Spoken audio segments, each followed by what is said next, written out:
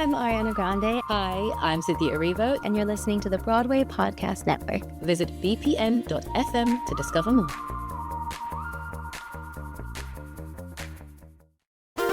There's a cat over here. There's a cat over there. And the wrong one died. And the wrong one died.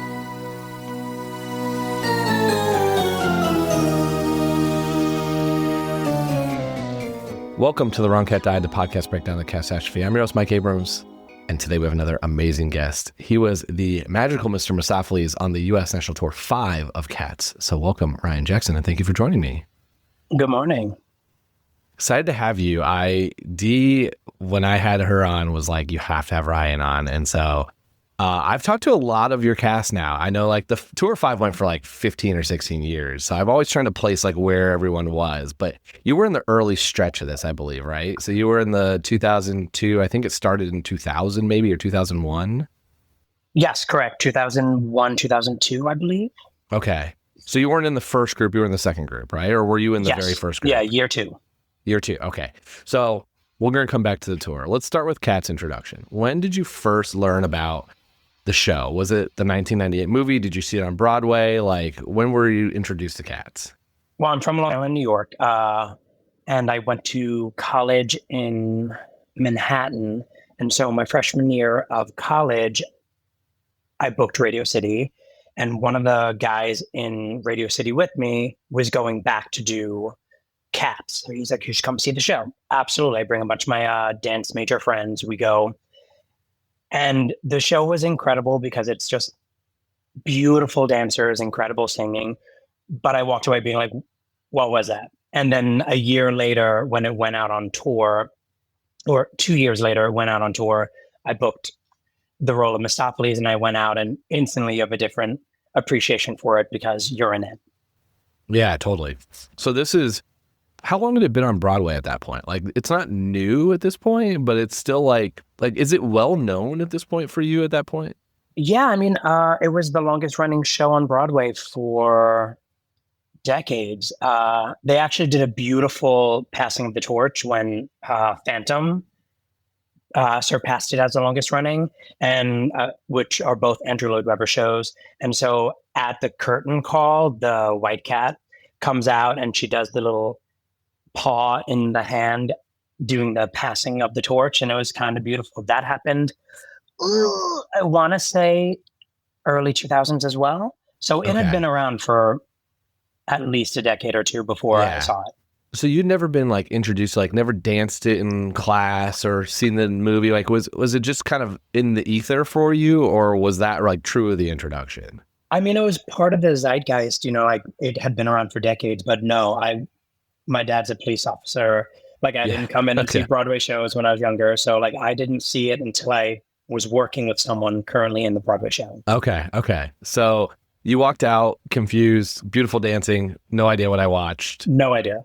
And then you book it, right? So like then it's not, how long after is that? A couple years? I would say about a year and a half after. Oh, so just really shortly after. Okay. So then bring me to the rehearsal room and you get told the story. And what is the mindset of that moment? I mean, I feel like it's nonsensical. I feel like they didn't even try to tell you the story.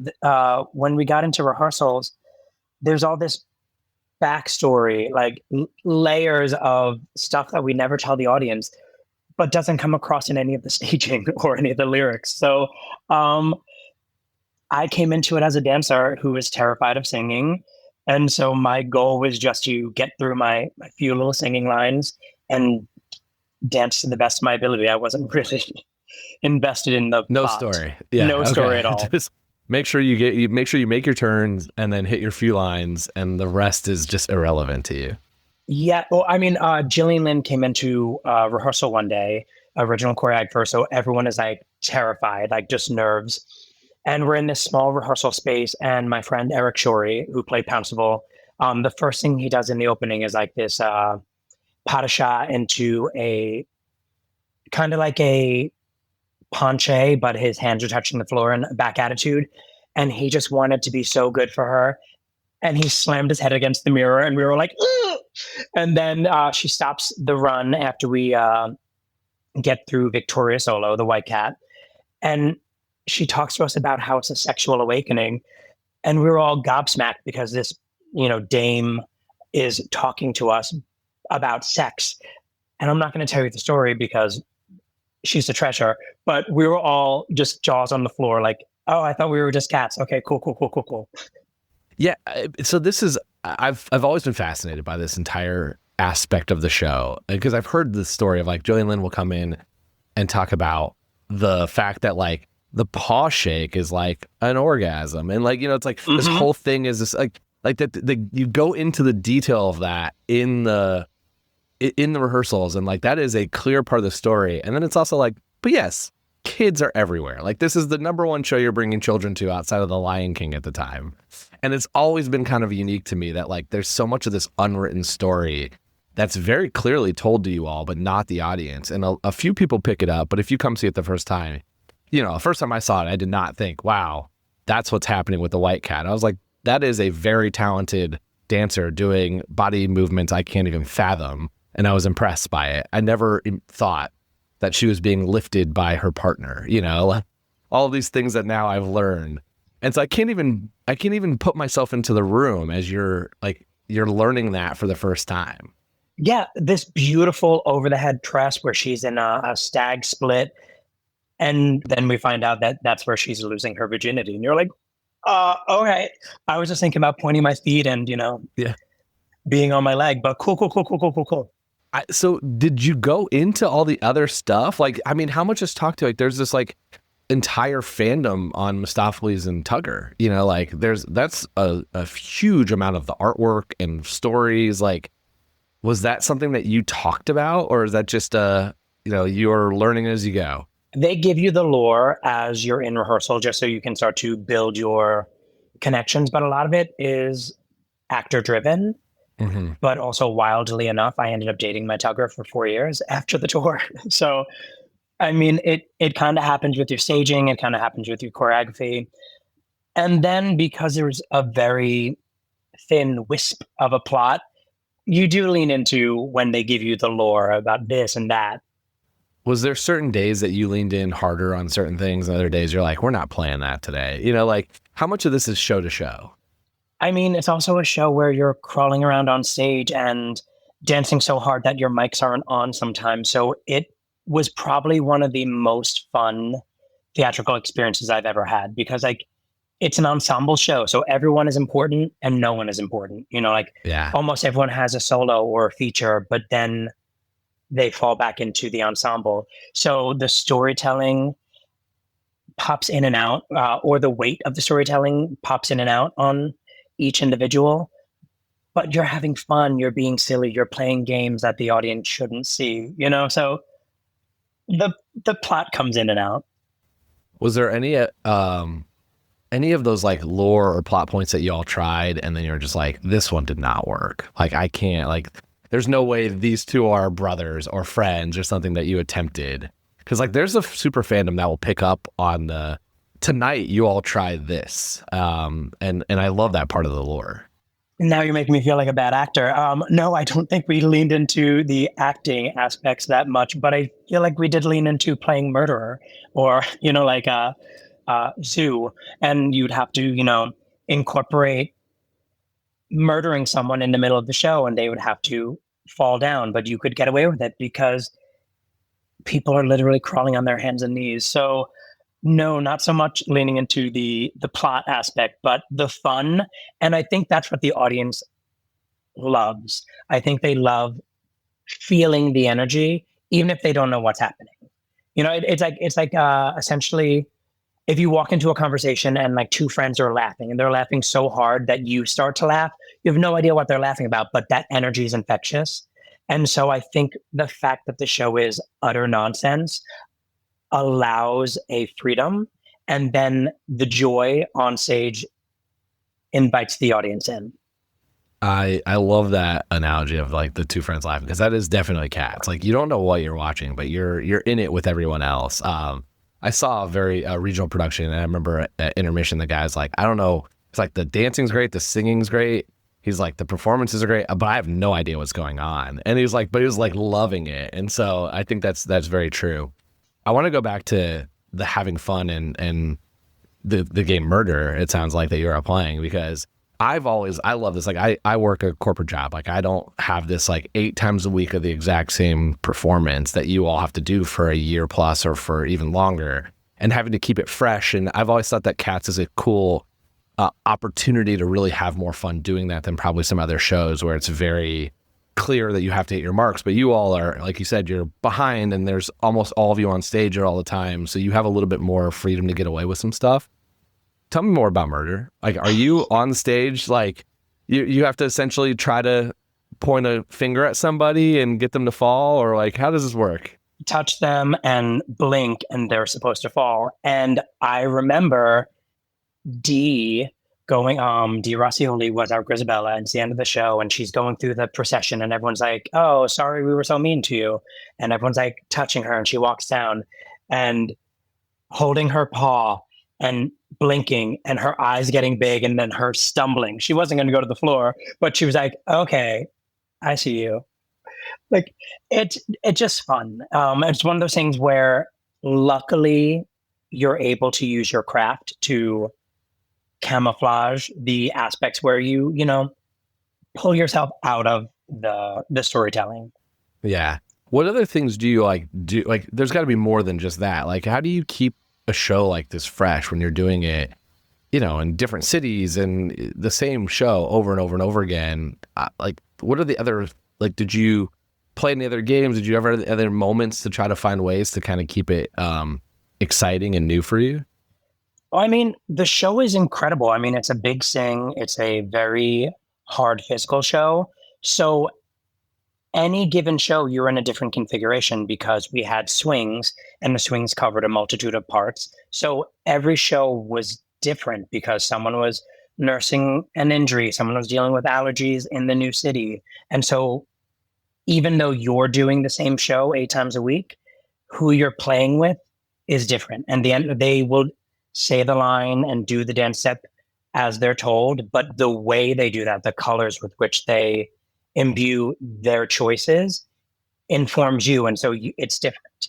So this is early in your career, right? So, like, is it your first professional contract, or My first professional contract was Radio City right out of high school. Yeah. And then I went back to college for 2 years, and then I left college for a year to do the national tour, and then I went back to college again. Okay.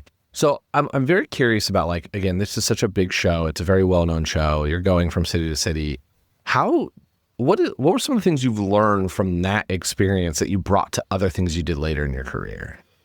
I would say be an advocate for yourself, because being on the road, like, as a dancer, we're trained to do it again, be better, right? It's like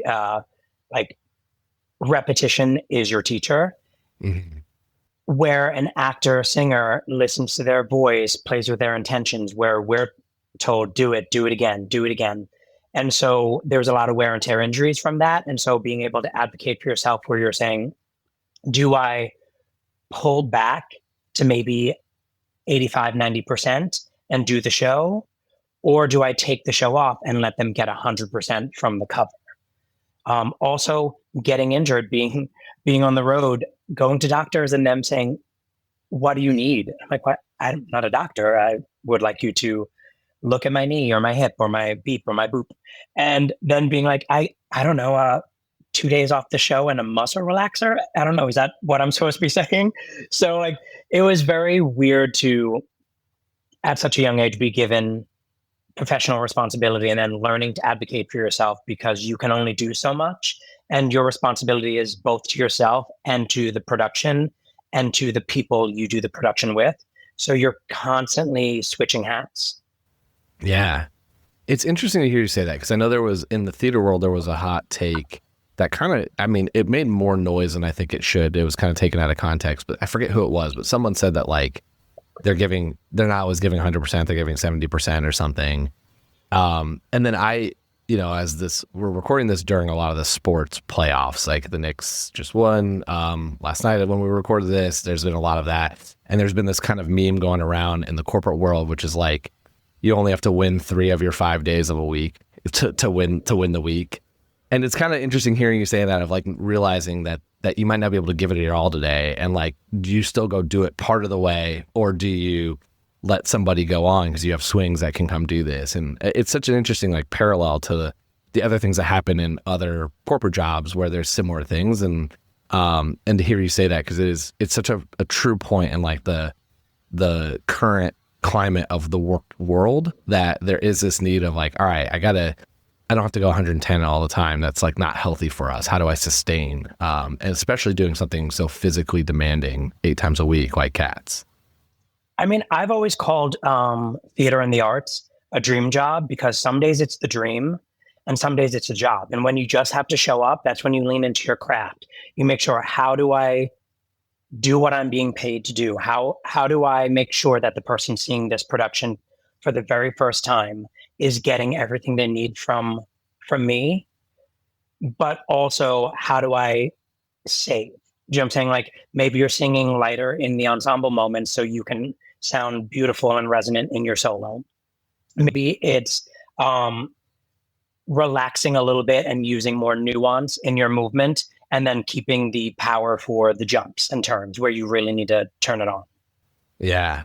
I mean, it is a job at the end of the day. And like, I'm sure there are some characters that you really resonate with and some shows you love, and other ones where you're excited to have the contract, like more than you are the character or the role. And I think that's like something that's just, again, foreign to non-actors and non-performers, where I think we have a similar thing. Like, I've had jobs where I'm like, all right, I like pieces of this, like you gotta do the rest, but you still gotta come show up and figure out what you can do. And but then it's like, at the same time, like, we're talking about Cats, like, you're being paid to crawl around and pretend to be a cat 8 times a week in the most ridiculous plot possible. So like, it almost sometimes has to not feel like a job. Like, it has to feel like, I can't believe this is the job. I mean, if you do lean into the fact that we play, make, pretend, it does take the stress off of it, because obviously we're lucky to have a career doing the thing that we love, but you're constantly balancing your C's, right? You want to celebrate the wins, but you also want to continue to critique and grow. So it is a balancing game, because you're doing something that you love, that you've always wanted to do. And sometimes it's hard. And so you need to take the time to be grateful, but also remind yourself that this is how I get my health insurance. This is how I pay my bills. And so you're constantly balancing, how do I keep my heart and my passion protected? Because it's hard. Like, theater isn't for the faint of heart. We're working 6 days a week. That includes 2 double show days. If you're on tour, it will be a travel day, load in, load out, sound check. If you're in the other department, you're doing work calls. So that means you have the double show days plus another day that you're doing a double, plus a load in, load out. So it is very hard, but you're also lucky that you're surrounded by like-minded people who all kind of love the same thing.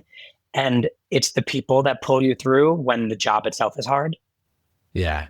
Yeah, the tours definitely you don't become a family. Like, you're all together. Like you said, you date a lot of each other. Like, there's been a lot of couples that come out of this, a lot of marriages that have come out of this show, especially this show, I think, more than others, because I know there's a lot in theater, but you all are like truly crawling on top of each other for the entire show.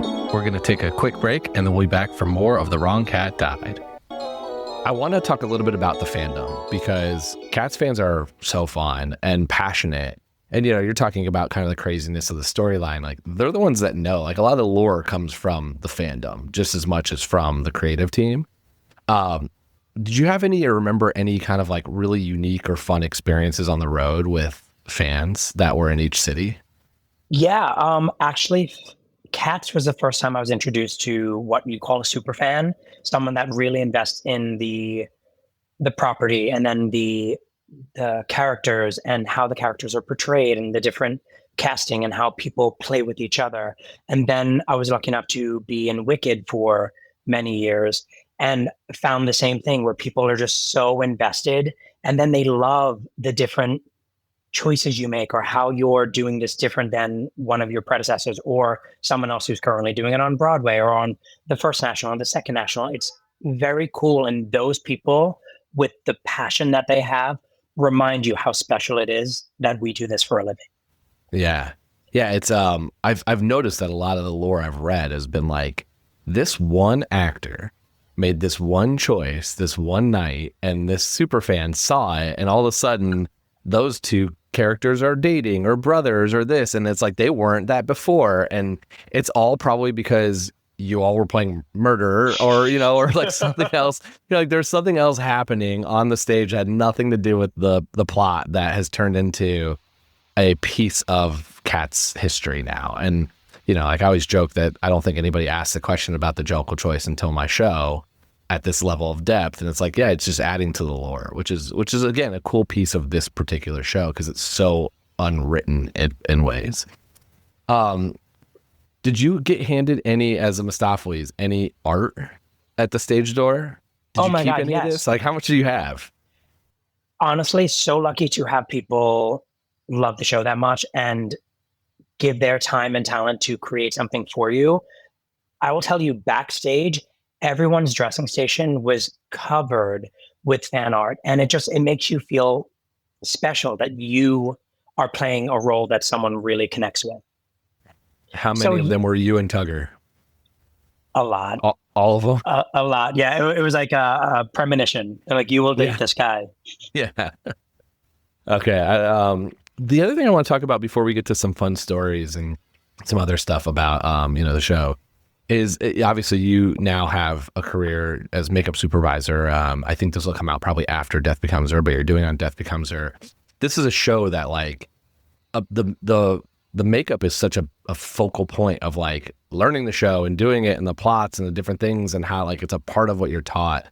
Was that like something that you were super passionate about when you got Cats? Was it something that kind of grew throughout your career? Like, what was that experience as like that's such a focal point of the show with something that's become so important to your life now?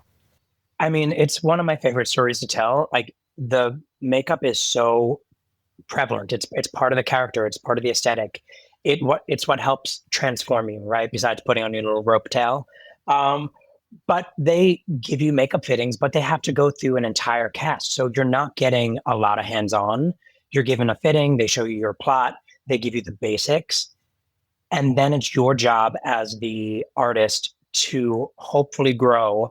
And I remember we opened in Biloxi, Mississippi, and everyone was so excited. We thought we were so good. Like, we ate this. We look so good.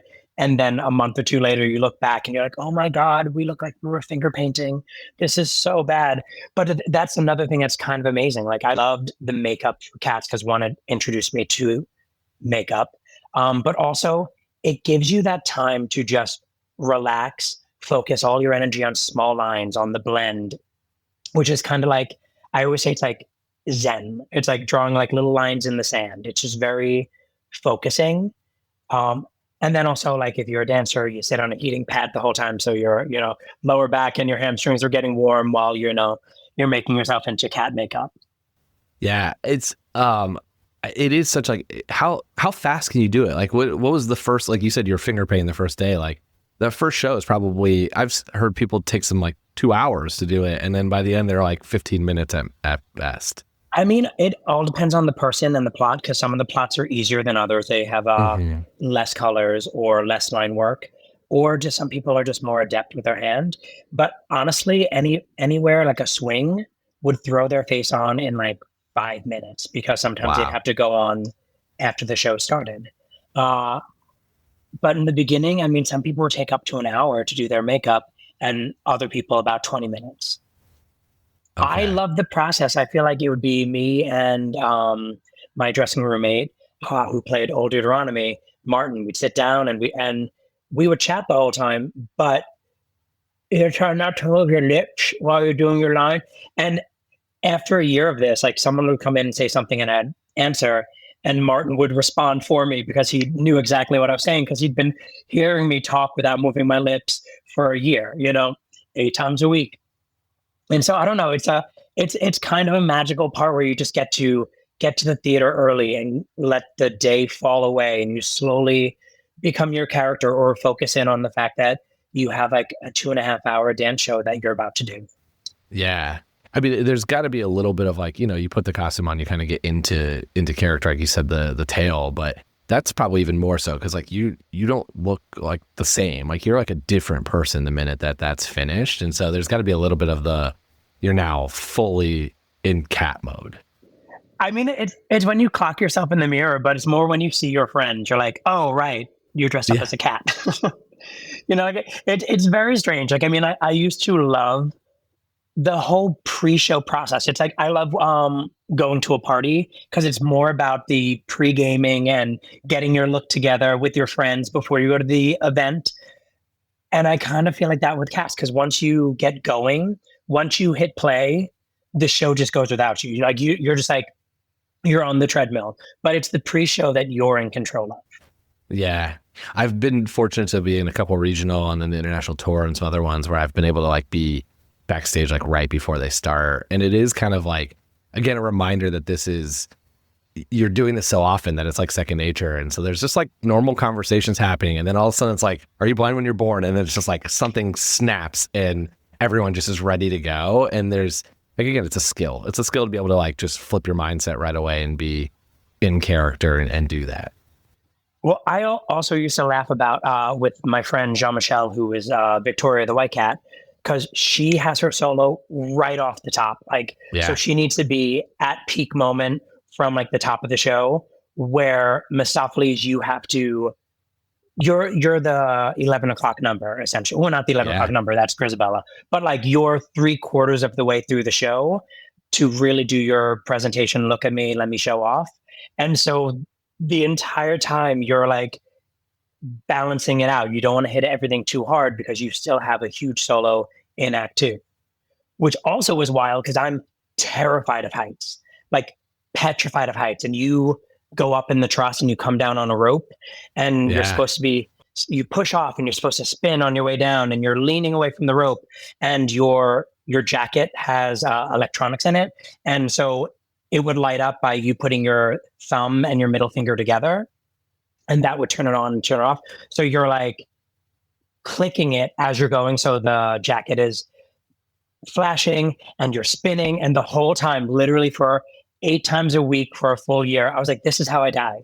Like I was so petrified. And the first time we did it, it was in tech and I came down and over the God mic, he's like, now lean away. And I like white knuckling and we get down and you do this big presentation of sending the rope back up before you're like, look at me, I'm the gay cat. And I went into the white room. Like my whole body was filled with adrenaline because I was so scared. And then the solo started and I didn't have a step in my mind. I had no idea what my blocking was, what I was supposed to be doing. And the director is screaming over the God mic. He's like, come on, Ryan, pick it up. But I couldn't. I was in the white room. I was so terrified because I'd never, like, I don't do heights. Like, and the same thing happened to me when I went into the Broadway company of Wicked. Chistery climbs up the side of the proscenium and then comes down on a rope. Same thing, like 15 years later, still terrified, or maybe that number doesn't really work out. But many years later, it still doesn't work out. Like I'm still petrified of heights. And the idea of to be a dancer, you have to sing, you have to do makeup, you have to climb to high heights. Like it's so crazy. Yeah, I'm sure there's an element of it too, like when you're doing it at the Gershwin, like you're at the same place every day, every time coming down. When you're doing it on tour in Cats, you are climbing up in a different spot at every different theater with a different rope and like having to kind of build that trust in this particular place. And sometimes you're only doing a couple shows there before you go to the next one. So I can't even fathom. I thankfully don't have a fear of heights, but like I've been to some of the theaters, like I grew up in Indiana, like some of our theaters are old and it's like you're going to be up there in a place where they're ready. They're clearly doing this. These are professionals, but yeah, I can't even fathom. I mean, I feel that way with roller coasters. Like there's some 16-year-old kid in charge of my safety. I'm like, is this how I die? Because we'd rather be on TikTok. That's the thrill. That's the thrill of it. Check it. I need you to check it again. One more time. 3 times over here. Yeah. I want to go back to the makeup plots a little bit, because as you've done things with other shows, have you snuck any cats into any of these other shows? Like, have you found ways to get a little bit of like that Jellicle makeup plot into Death Becomes Her or anywhere? Well, Joe Delude is our makeup designer. So my job as the makeup supervisor is just to facilitate his vision. So I'm not making anyone a cat in Death Becomes Her. But I will say, for years after the show, like, if your friends from Cats are coming to see the show, you do throw in a little Cats dance move or a little nod to Cats. So this way your friends are like, oh. But with the makeup, honestly, the makeup is the coolest part, because that was my first introduction to makeup. Like having to do that and having to do it 8 times a week. And like, I wasn't good, but like, you know, like I did it because it was my job. And then I was lucky enough to do multiple shows that had makeup. And then by the time I started doing it professionally, like I had never taken a class. I was just self-taught, figuring it out as I go. And so whenever I'm on a TV set or a Broadway show, I have no ego, because I'm like, we're just making up as we go. We're playing make pretend, you know, like the best idea wins. Like, this is how I would do it, you know? Yeah. Do you have a favorite plot from Cats? Like, is there a favorite cat for the makeup design? Okay. Warren, who played our Skimbleshanks, was exquisite with the way he would blend his makeup. And also, coming from Mistoffelees, I was black, white, and gray. I was so envious of yellow and orange and brown and white and black and all these colors. So I've always loved that plot. But then you have Cassandra, my friend Andrea played her. And not only was she an exquisite performer, a singer, a dancer, but the way she beat that mug was incredible. It was like, it's a simple plot, but it just felt so regal, you know? So like looking at those plots always made me go, I want to try that. Yeah. Before we go to rapid fire, I want to hear like any memorable stories. Like, what are the things that you're never going to forget from your time on the Cat Store?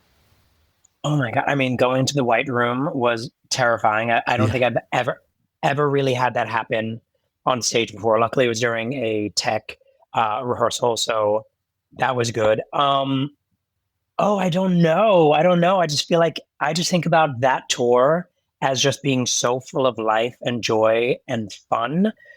What are some good stories? Oh, one of these, this is one of the things that you should have been like, you should, you know, get some good stories to pull out for this podcast. But oh my goodness.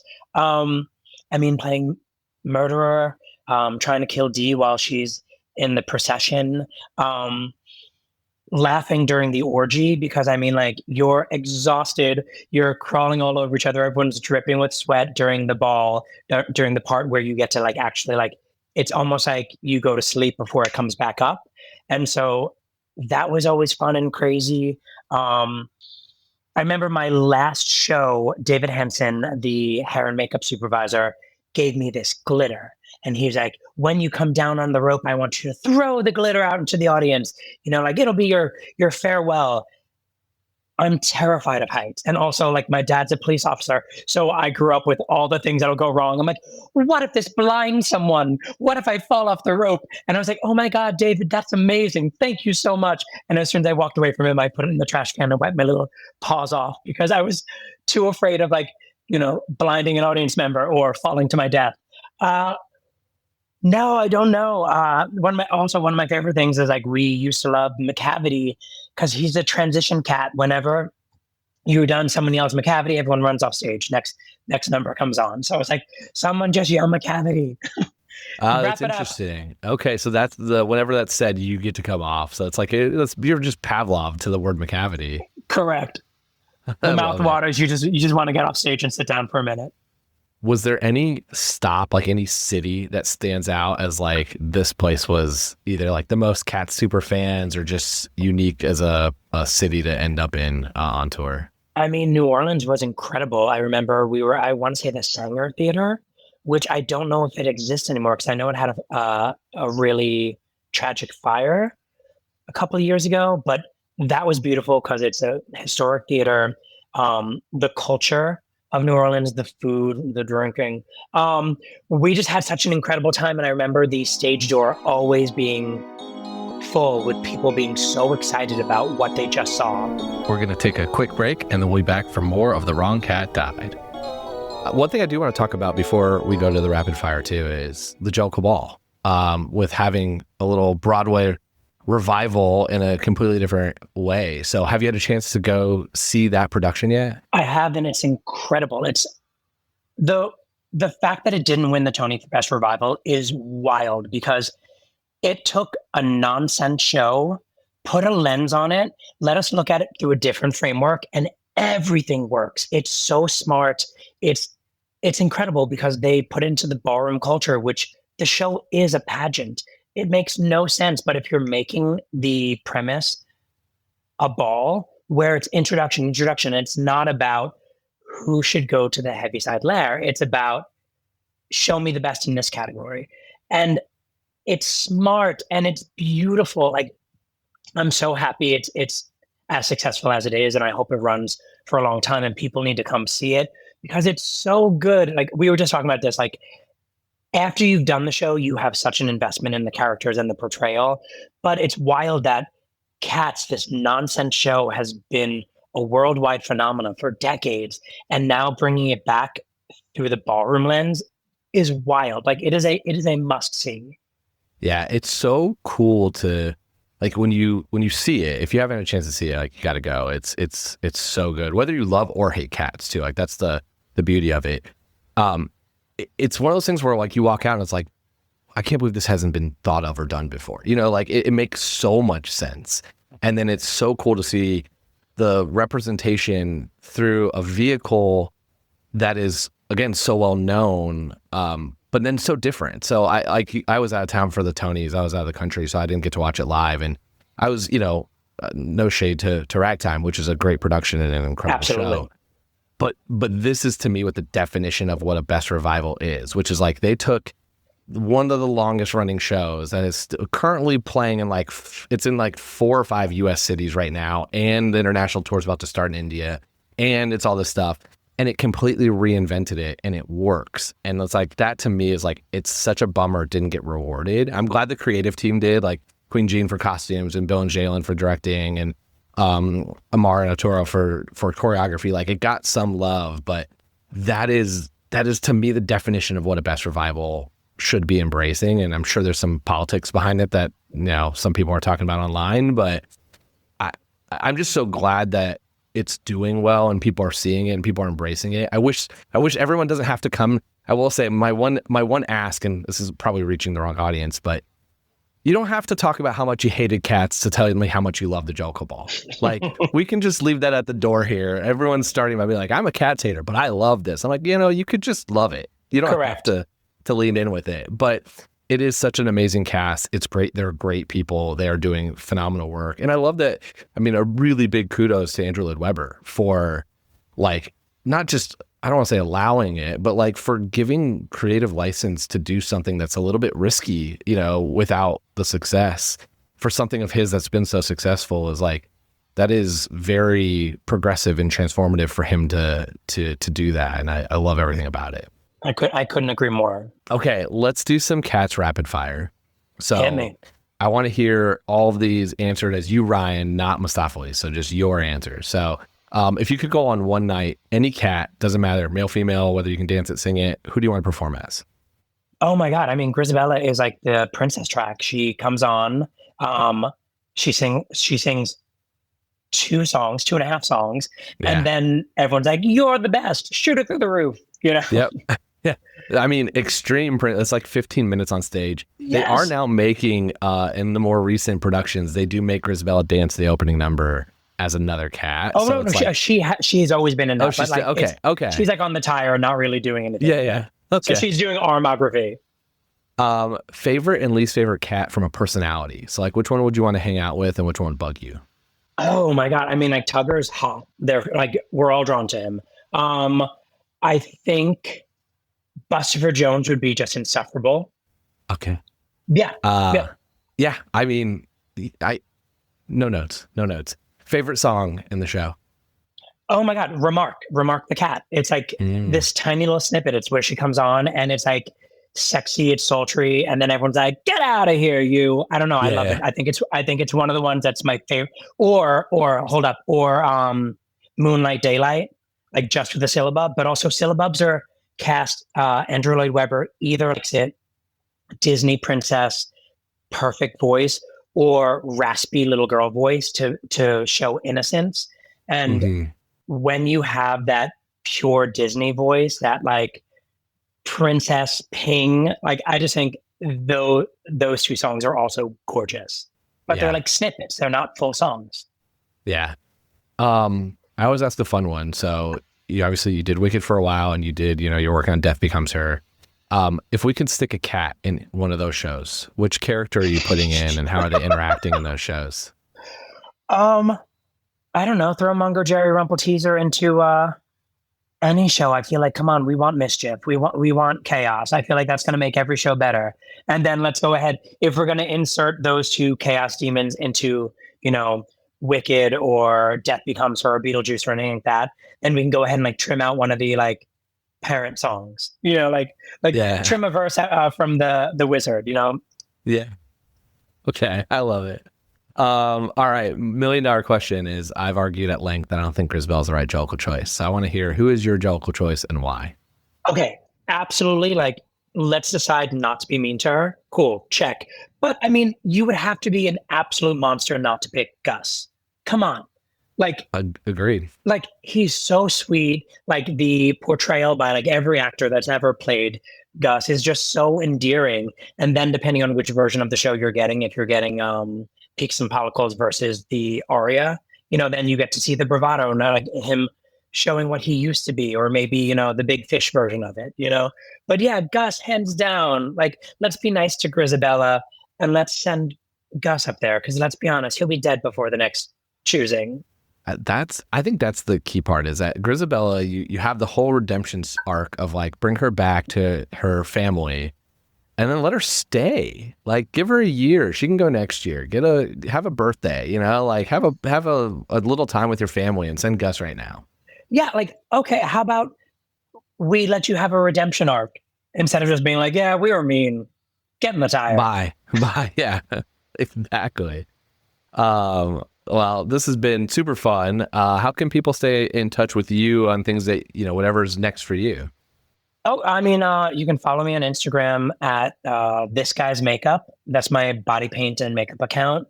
I feel like with Death Becomes Her closing this summer, I'm excited to, one, take some time off, to do a bunch of creative collaborations. But, you jump back onto TV film sets, day playing. I'll swing some Broadway shows, and we'll see what happens next. Yeah, excited to see what you do next. We'll link all the different social medias for you, so people can stay in touch. And I think this will probably come out after Death Becomes Her closes. But if it's still running, go see it before it closes. It's so fun. It's such a great show. I'm bummed that it's closing. So hopefully, you all have some really fun last couple weekends of weeks of shows.